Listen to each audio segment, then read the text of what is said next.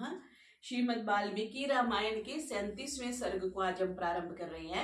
कल हमने देखा कि 36वें सर्ग में जटायु अपने अंतिम समय में श्री राम और लक्ष्मण जी को सीता माता का अपहरण किसने किया, रावण ने किया, किस तरफ लेके गया, वो सारी सूचना देने के बाद अपना प्राण त्याग देते हैं और श्री राम और लक्ष्मण अपने बंधु बांधव की तरह उसका अंतिम संस्कार करते हैं। तो यहाँ पर हमें ये शिक्षा मिली कि हमें ऊपर से देखकर, कि जैसे श्री राम ने भी एक बार उसको देखकर उनको ऐसा लगा कि इसी ने सीता माता का भक्षण किया है। क्यों? क्योंकि उन्होंने टूटा हुआ रथ देखा, टूटे हुए अस्त्र, टूटे हुए तरकश वहां पड़े हुए थे, उनमें 2 बाण पड़े हुए थे, सोने का एक कवच पड़ा हुआ था। तो ये सारा देखकर उनको ये लगा कि ये राक्षस है, इसी ने सीता माता का भक्षण किया है और वो क्षुर नामक बाण अपने धनुष पर चढ़ाकर उसकी तरफ जा रहे हैं।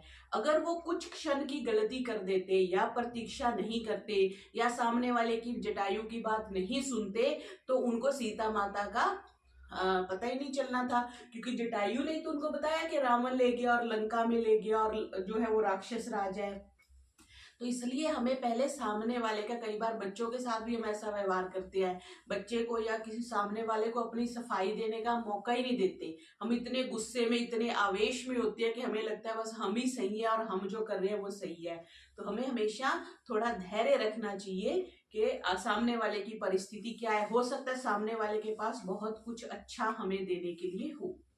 तो अभी हम 37वां सर्ग प्रारंभ कर रहे हैं। राक्षसी अयोमुखी और कबंध से मुठभेड़।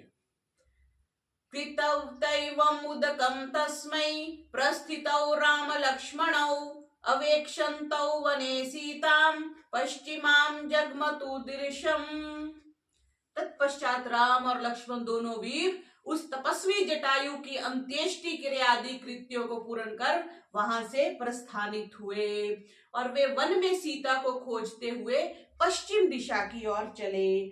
जबकि उनको जानकारी तो ये दी थी कि रावण उनको लेकर के सीता जी को दक्षिण में गया है, पर यहाँ पर आया कि वो पश्चिम दिशा की ओर चले। यतः परम जनस्थानात् त्रिकोशम गम्य राघवौ कौंचारण्यम विविष्टुर गहनम तौ महोजसौ। जनस्थान से, क्योंकि जनस्थान में वो लोग रहते थे, जनस्थान से 3 कोस चलने के पश्चात महाबली राम और लक्ष्मण क्रौंच नामक महावन में प्रविष्ट हुए। पहले जनस्थान था, अब क्रौंच। सबसे पहले वो गए थे, कहां पर गए थे जी? चित्रकूट, चित्रकूट से फिर पंचवटी, पंचवटी से फिर वो जनस्थान, जनस्थान से अब वो क्रौंच नामक महावन में प्रविष्ट हुए। दिदृक्षमाणो वैदेहीं तद्वनं तौ विचक्यतुः यत्र तत्र अवतिष्ठन्तौ सीताहरण कर्षितौ। सीता के अपहरण से दुखी दोनों राजकुमार यत्र तत्र बैठकर विश्राम करते हुए सीता को देखने की अभिलाषा से उसे वन में इधर उधर खोजने जाते थे।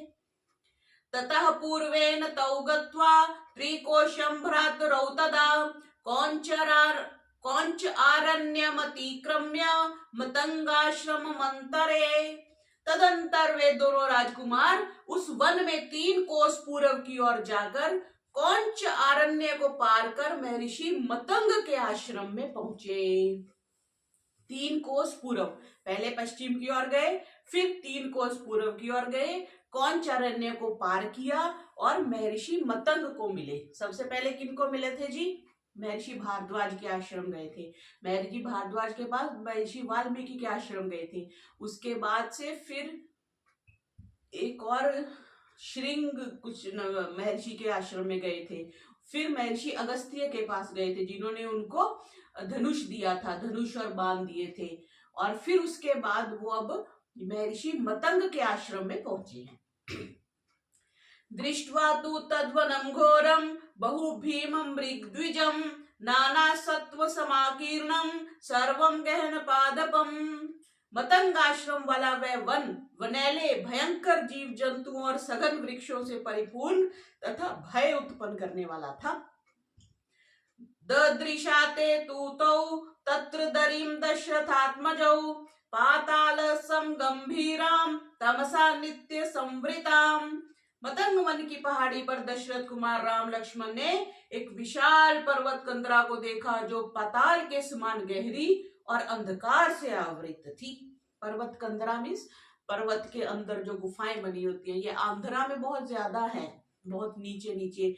ये जो चित्रकूट की मैं बात कर रही हूँ, चित्रकूट में भी अंदर जाकर जहाँ पे वो अहिल्या का आश्रम है उसके अंदर भी बहुत अंदर जाके एक बड़ा संकीर्ण सा रास्ता है और अंदर जाके पूरा एक विशाल महल की तरह एक कंदरा बनी हुई है जहाँ पे उन्होंने श्री राम जी का और लक्ष्मण जी का मंदिर बनाया हुआ है, वो आज भी है।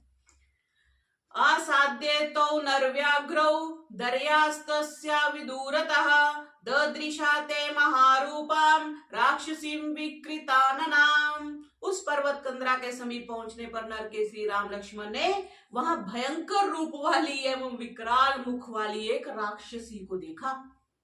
सा समासाद्य तौ वीरो व्रजन्तम भ्रातुरर्गतः एहिम्रंस्या वहेत्युक्त्वा समालंबत लक्ष्मणम। वह राक्षसी उन दोनों भाइयों को देख उनके समीप और आगे चलते हुए लक्ष्मण से बोली, आओ हम दोनों विहार करें। अच्छा, सभी लक्ष्मण जी को पकड़ते हैं। शूर्पणखा भी लक्ष्मण जी के पास आई थी, अब राक्षसी भी लक्ष्मण जी के पास आ गई और ऐसा कहकर उसने लक्ष्मण का हाथ पकड़ लिया। एही रंस्या वहे तुक्त्वा समा अलंबत लक्ष्मणम, लक्ष्मण जी को पकड़ लिया। उवाच चैनम वचनम सौमित्रिम उपगुह्य सा अहम त्वयोमुखी नाम लाभस्ते त्वमसि प्रियः। लक्ष्मण जी का आलिंगन कर वह कहने लगी, मेरा नाम अयोमुखी है, देखो अयोमुखी, और तुम मुझे बड़े प्रिय हो और बड़े भाग्य से ही तुम मुझे प्राप्त हुए हो। नाथ पर्वत कूटेषु नदीनां पुलिनेषु च आयुः शेषमिमं वीर त्वं मया सह रंस्यसे। हे नाथ, इन दुर्गम पर्वतों में और नदियों के तटों पर तुम अपनी आयु के शेष भाग को मेरे साथ सुख विहार करते हुए व्यतीत करना। एवं मुक्तस्तु कुपितः खड्गं उद्धृत्य लक्ष्मणः कर्णनासौ स्तनौ चास्य निच्चकर्ता रिसूदनः। उसके ऐसे कहने पर शत्रु संहारक लक्ष्मण ने क्रुद्ध होकर क्या किया, म्यान से तलवार निकालकर उसके नाक, कान और स्तनों को काट डाला। शूर्पणखा के भी नाक और कान काट दिए थे, अब इसके भी काट दिए। कर्णनासे निकृते तु विस्वरं सा विनद्य च यथागतं पद्रुद्राव राक्षसी भीम दर्शना। कान और नाक के कट जाने पर वह विकराल राक्षसी भयंकर नाद करती हुई जिधर से आई थी उधर ही भाग गई। तस्यां गतायां गहनं विशन्तौ वनमोजसा आसेद तुर्मित्रगणौ भ्रात्रौ राम लक्ष्मणौ। उस राक्षसी के भाग जाने पर शत्रु संहारक और महातेजस्वी दोनों भाई वहां से शीघ्रता पूर्वक चलकर एक दूसरे गहन वन में पहुंचे। तयोरन्वेषतोरेवं सर्वं तद्वन मोजसा संजज्ञे विपुलः शब्दः प्रभंजनिव तद्वनम्। जिस प्रकार महापराक्रमी राम और लक्ष्मण उस वन को खोज रहे थे, उस समय ऐसा भीषण शब्द हुआ कि सारी वन स्थली कांपायमान हो गई। क्या हुआ?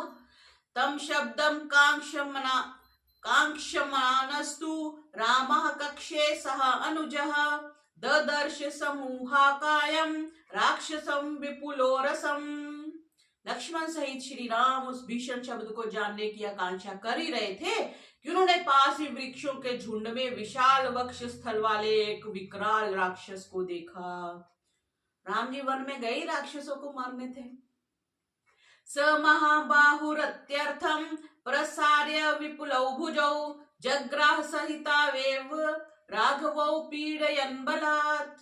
उस विशाल भुजाओं वाले कबंध नामक राक्षस ने अपनी लंबी भुजाएं फैलाकर राम और लक्ष्मण को बलपूर्वक पकड़ लिया। खड़ीगणौ दृढ़ धनवानौ तिग्मते जोवपुरधरौ भ्रात्रौ विवशं प्राप्तौ कृष्यमाणौ महाबलौ।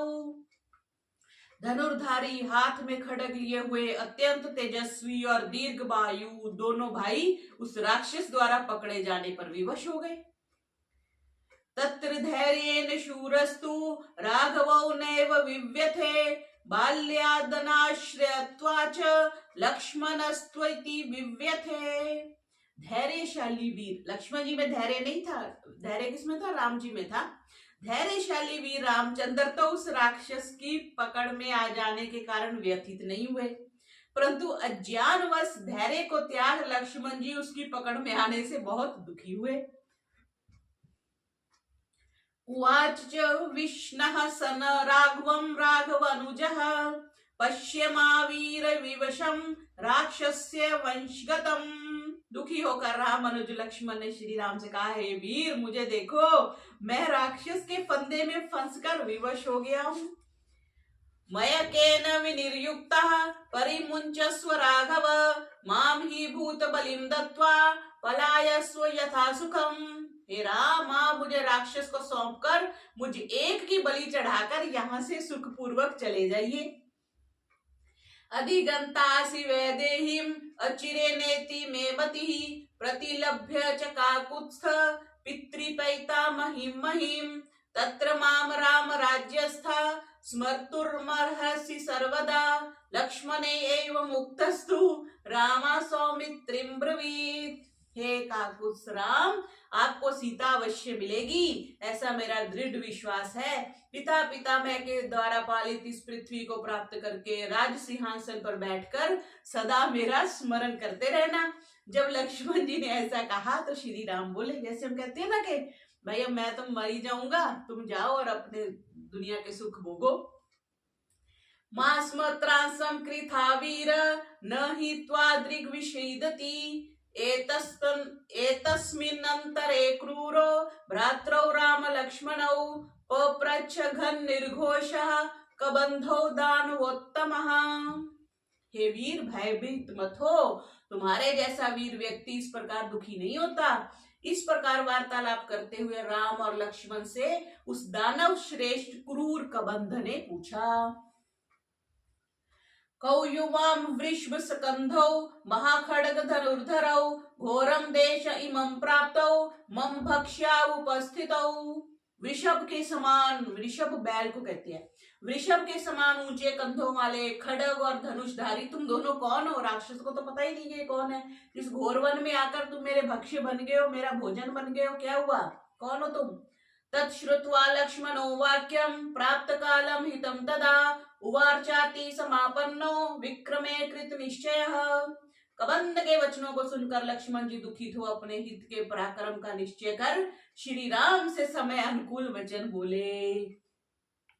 त्वां च मां च पुरातूर्णम् आदत्ते राक्षसद्मः तस्माद् अस्य अभ्यामस्याशु बाहुच्छिन्दावहै गुरु। देखो, इस राक्षस अधम ने पहले ही शीघ्रता पूर्वक हम दोनों को पकड़ लिया है, अतः हम दोनों अपनी तलवारों से इसकी दोनों बड़ी बड़ी भुजाएं काट डाले। एतत् संजलिपितं श्रुत्वा तयो क्रुद्धस्तु राक्षसः विदार्यास्यं ततौ रौद्रं तौ भक्षितुम् आरभत। उन दोनों की बातों को सुनकर वह राक्षस क्रुद्ध होकर और अपना भयंकर मुंह फैलाकर उन दोनों का भक्षण करने के लिए तैयार हुआ। ये हमने टीवी में देखे ना, महाभारत में देखे, राक्षस कितने बड़े बड़े होते हैं। और अब उसने दोनों को पकड़ लिया, मतलब एक बाजू से श्री राम को, एक बाजू से लक्ष्मण जी को, और फिर मुंह खोल के एक को खाने लगा है। तब क्या हुआ? ततस्तौ देश कालज्ञौ खड्गभ्यामेव राघवौ आचिदन्तां सुंसृहिष्टौ बाहु तस्या सदेशतः। उस समय देश और काल को जानने वाले राम और लक्ष्मण ने अपनी तीक्ष्ण तलवारों से उसकी दोनों भुजाओं को सहज में ही कंधे से काट दिया। अब कंधे से काट देंगे तो बाजू से ही उनको पकड़ा हुआ था तो वो छूट गए। सपपात महाबाहु छिन्न बाहुर्महासुस्वनः खम च गाम च दिश्चैव नाद्यंजलदौ यथा। खम च गाम च, कितनी सुंदर बात कही, बहुत सुंदर श्लोक है ये।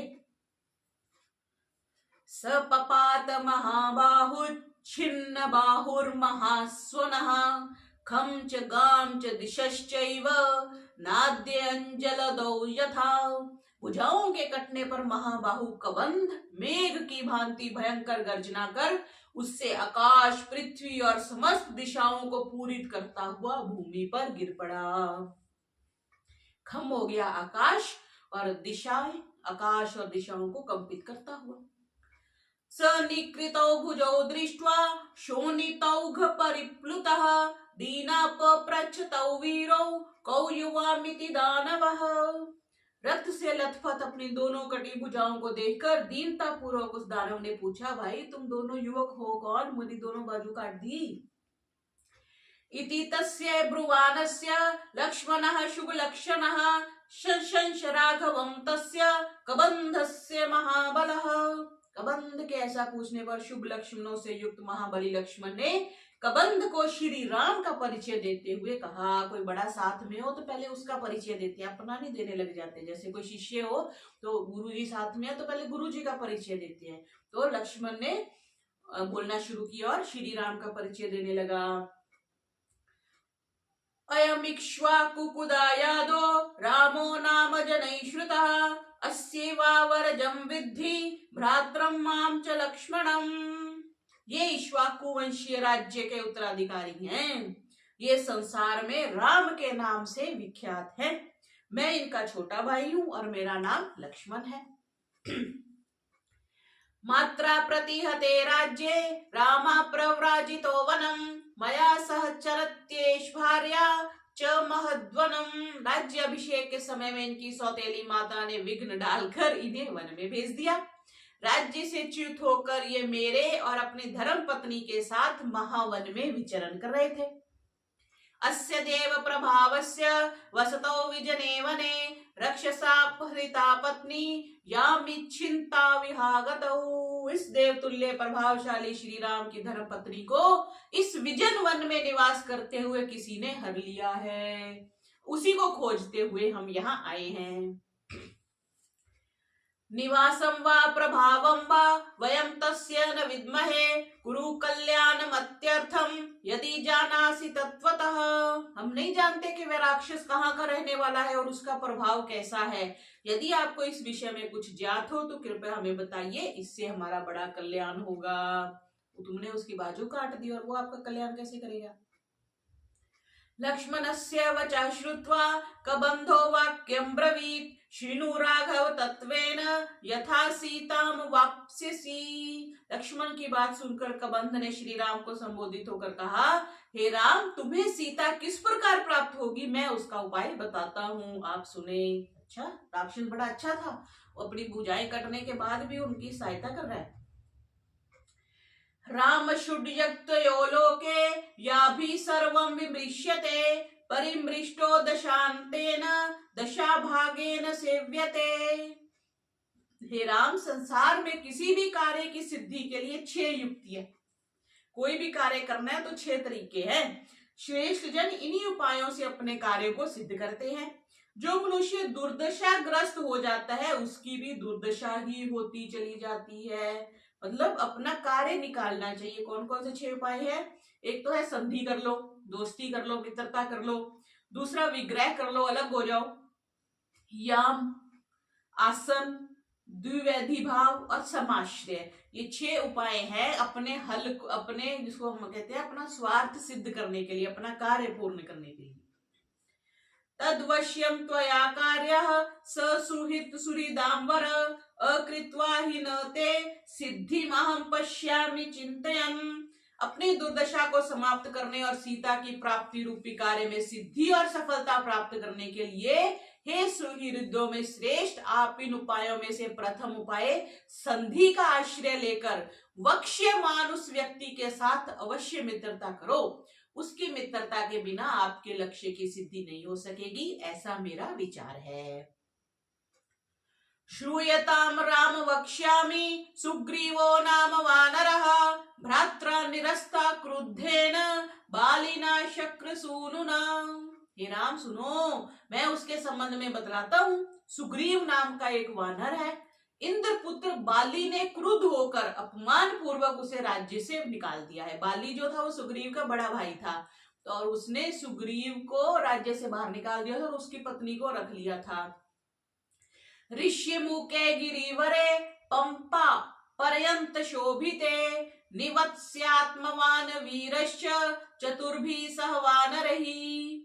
पंपासर हमने पीछे पढ़ा था ना, हनुमान जी श्री राम को कहा मिले थे? पंपासर पे। तो वो पंपा आ गया अभी। आज नीलम जी यही बोल रही थी। आज वह आत्माभिमानी वीर अपने 4 साथी वानरों के साथ पंपा सरोवर के तट पर शोभायमान ऋष्यमूक नामक सुंदर पर्वत पर वास करता है।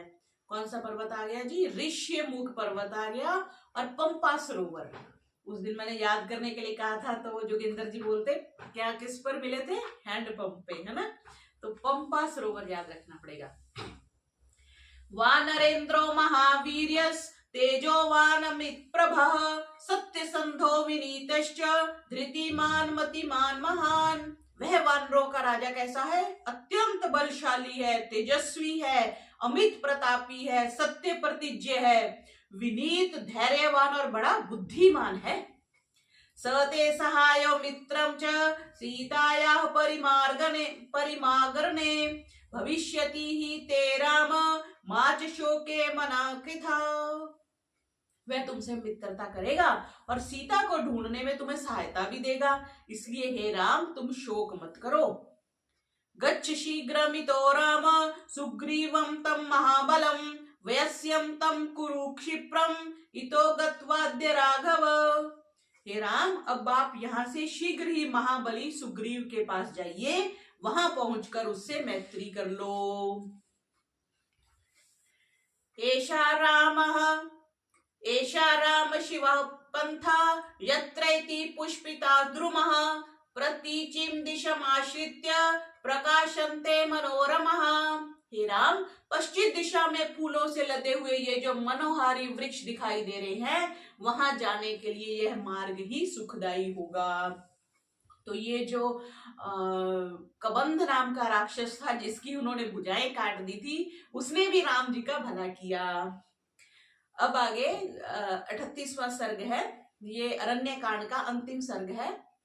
शबरी द्वारा राम का आतिथ्य। शबरी के बेर तो हम सबको ही पता है ना, क्या बोलते हैं वो मंदिर में? दुर्योधन के मेवे त्यागे साग विदुर कर खायो। उसमें शबरी के बेर भी आते हैं। कोई बात तौ कबंधेन तम मार्गम पंपायाम दर्शितम वने प्रस्थतु दृशम गृह्ये प्रतीचिम निर्व्र आत्मजौ। मनुष्यों में श्रेष्ठ वे दोनों राजकुमार कबंध के बतलाए पंपा मार्ग को लक्ष्य करके पश्चिम दिशा की ओर चल पड़े। कबंध का नहीं बताया, उसकी मृत्यु हो गई कि क्या हुआ? चलो आगे देखते, शायद बताया हो। तौ पुष्करनिया पंपाया स्थिरामासाद्य पश्चिमम् अपश्यतां तत्र शबरया रम्य आश्रमम्। कमलों से भरे हुए पंपा सरोवर के पश्चिम तट पर पहुंचकर राम लक्ष्मण ने तपस्विनी शबरी के रमणीय आश्रम को देखा। शबरी के पास भी आश्रम था। तौ तत्र आश्रम आसाद्य द्रुमे बहुर्भिरावृतम सुरम्य अभिवीक्षन्तौ शबरीमभ्युपपेयतु। वे दोनों भाई नाना प्रकार के वृक्षों से आवृत उस आश्रम में पहुंचे और वहां की रमणीयता को देखकर शबरी के निकट पहुंचे। तौ च दृष्ट्वा तदा सिद्धा सम्मुत्थाय कृतांजलिः रामस्य पादौ जग्राह लक्ष्मणस्य च धीमतः। वह सिद्धा शबरी, शबरी के लिए क्या शब्द आया? सिद्धा, वो सिद्ध थी। उन दोनों भाइयों को देखते ही हाथ जोड़कर खड़ी हो गई। तत्पश्चात उसने महाबुद्धिमान उन दोनों भाइयों का चरण स्पर्श कर उन्हें प्रणाम किया और बोली, मया तु विविधम वन्यम संचितम पुरुष शर्भ त्वार्थे पुरुष व्याघ्र पंपाया स्थिर संभवम। हे पुरुष श्रेष्ठ, मैं पंपा सरोवर के निकटवर्ती वन में उत्पन्न होने वाले अनेक प्रकार के कंद मूल फलों को आपके लिए इकट्ठा कर रखा है।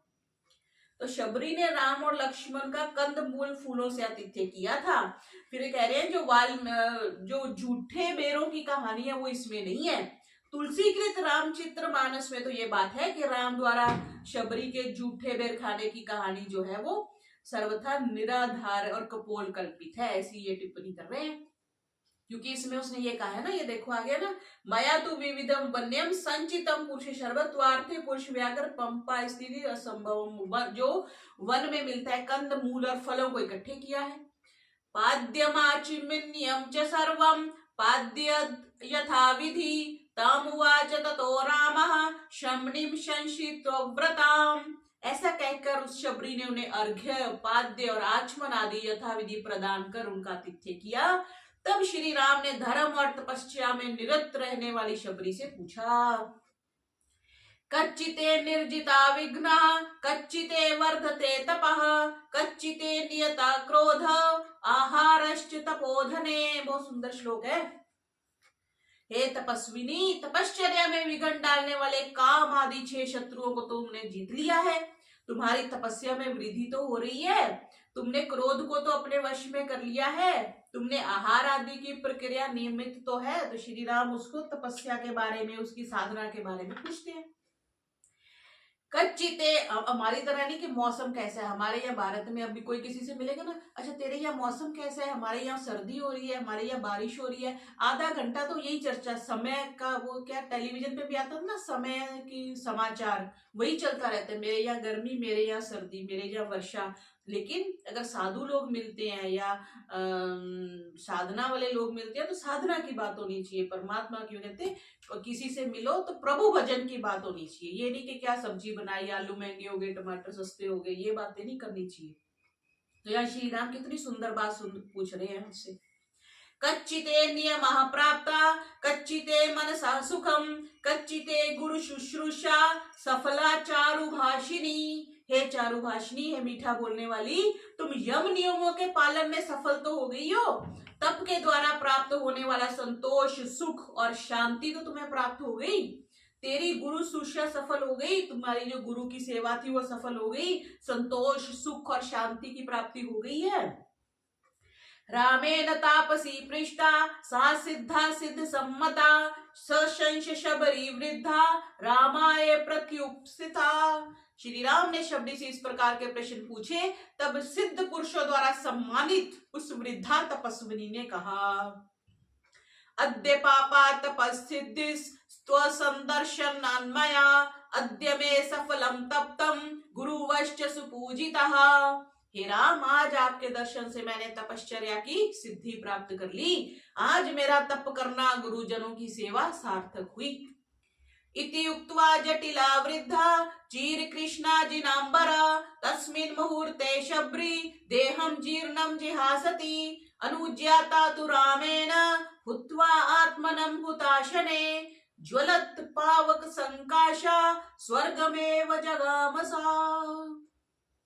श्री राम से ऐसा कह जटाधारणी, उसकी जो थी उसकी जटाएं थी, अच्छा, श्री राम से ऐसा कहकर वह जटाधारणी चीर और कृष्ण मृग चर्म पहनने वाली शबरी उसी समय अपनी पुरानी देह को त्यागने की इच्छा से श्री राम से अनुमति ले जलती हुई अग्नि में प्रविष्ट हो दे दीप्यमान अग्नि के समान ब्रह्मलोक को सिधार गई। देखो, ऐसे अग्नि में प्रविष्ट हो जाते थे, और हमारे थोड़े से हाथ को गर्म पतीला भी लग जाए, हमें लगता हो बड़ा दुख हो गया, छाला पड़ गया। और ऐसे जो तपस्वी लोग होते हैं वो स्वयं अपनी इच्छा से अग्नि में चले गए। दिवम तु तस्याम यातायाम शबरयाम स्वेन तेजसा हितकारिणे मयेकाग्रम लक्ष्मणम राघवो ब्रवीत। जब शबरी अपने तप और तेज के प्रभाव से स्वर्ग सिधार गई, तब श्री राम निश्चल रूप से बैठे हुए परम हितैषी अपने भाई लक्ष्मण से बोले, तदा गच्छ गमिष्यावः पंपां तां प्रियदर्शनां ऋष्यमूको गिरि यत्र नाति दूरे प्रकाशते यस्मिन् वसति धर्मात्मा सुग्रीवो सुमतः सुतः नित्यं बाली भयात् तत्र चतुर्भिः सह वानरैः। हे लक्ष्मण, आओ हम दोनों पंपा सरोवर के तट पर चले, वहां से ऋष्यमुख पर्वत पर समीप ही है जहां राज ऋषि पुत्र धर्मात्मा सुग्रीव बाली के भय से भयभीत होकर अपने 4 मंत्रियों के साथ सदा निवास करते हैं। तदधीनम हि मे सौम्य सीतायाः परिमार्गणम एवं ब्रुवाणम तम धीरम रामम सौमित्रिर्ब्रवीत्। हे सौम्य, सीता की खोज करना उसी के अधीन है, अतः हमें जल्दी चलना चाहिए। श्री राम के ऐसा कहने पर अपने धैर्यवान भाई से लक्ष्मण जी ने कहा, गच्छावस्त्वरितं तत्र मम्मापि त्वरते मनः आश्रमातु तत्स्तम तस्मात् निष्क्रम्य स विशाम्पतिः आजगाम ततः पंपाम लक्ष्मणेन सह प्रभु। हाँ, हमें शीघ्र ही चल देना चाहिए, मेरा मन भी वहां पहुंचने के लिए शीघ्रता कर रहा है। ये सुनकर प्रजापालक श्री राम मतंग आश्रम से निकलकर अपने भाई लक्ष्मण के साथ पंपा सरोवर के तट पर जा पहुंचे। इति अरण्य कांड के 38 सर्ग, श्लोक संख्या 859 और 30 टिप्पणियों को हमने पढ़ा। बोलिए मर्यादा पुरुषोत्तम श्री रामचंद्र की जय। सर्वेभ्यो